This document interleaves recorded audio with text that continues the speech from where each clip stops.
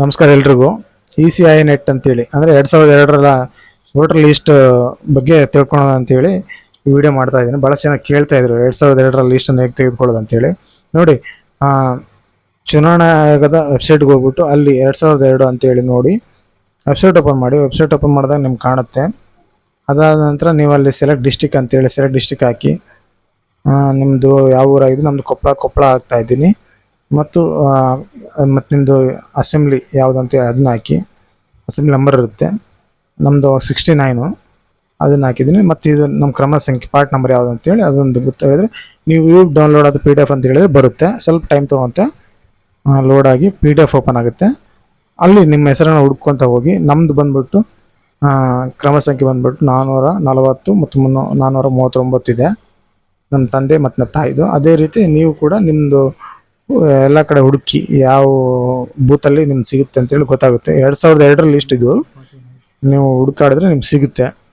ಆವಾಗ ನಿಮ್ಮ ತಂದೆ ತಾಯಿದು, ನಿಮ್ಮ ತಂದೆಯವ್ರದ್ದು ಅಥವಾ ನಿಮ್ಮ ತಾಯಿದು ಇತ್ತಂದರೆ ಖಂಡಿತ ನಿಮ್ಗೆ ಹೆಲ್ಪ್ ಆಗುತ್ತೆ.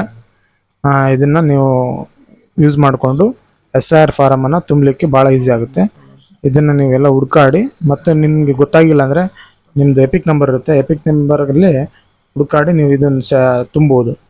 ನೋಡಿ, ಇಲ್ಲಿ ನಮ್ಮದಿದೆ 439 ಮತ್ತು 440 ಇವೆರಡು ಇದ್ದಾವೆ. ನಮ್ಮ ಪೇರೆಂಟ್ಸ್ ಇಬ್ಬರದಿದೆ, ಅವೆರಡು ತುಂಬಿದ್ದೀವಿ. ಇಷ್ಟೇ ನೋಡಿ ಸ್ನೇಹಿತರೆ.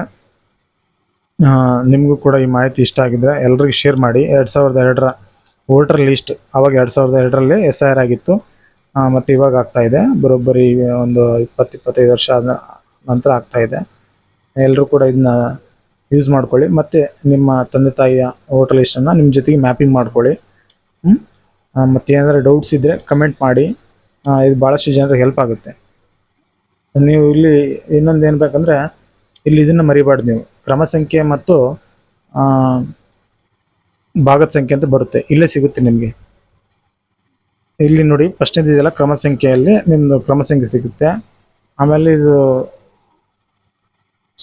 ಇನ್ನೊಂದಿದೆ ಅದ್ರ ಪಕ್ಕದಲ್ಲಿ, ಅದಾದ ಮತದ ಹೆಸರು ಮತ್ತು ಸಂಬಂಧ. ನೀವು ನೋಡಿ, ಭಾಳಷ್ಟು ಜನ ಸಂಬಂಧ ಎಲ್ಲ ಕೇಳ್ತಾ ಇದ್ರಲ್ಲ, ಅದ್ರ ಬಗ್ಗೆ ಇಲ್ಲಿ ಡೀಟೇಲ್ಸ್ ಸಿಗುತ್ತೆ. ಈ ರೀತಿಯಾಗಿ ನೀವು ಡೌನ್ಲೋಡ್ ಮಾಡಿಕೊಂಡು ಎಲ್ಲರೂ ತುಂಬೋದಕ್ಕೆ ತುಂಬಿ. ಧನ್ಯವಾದಗಳು.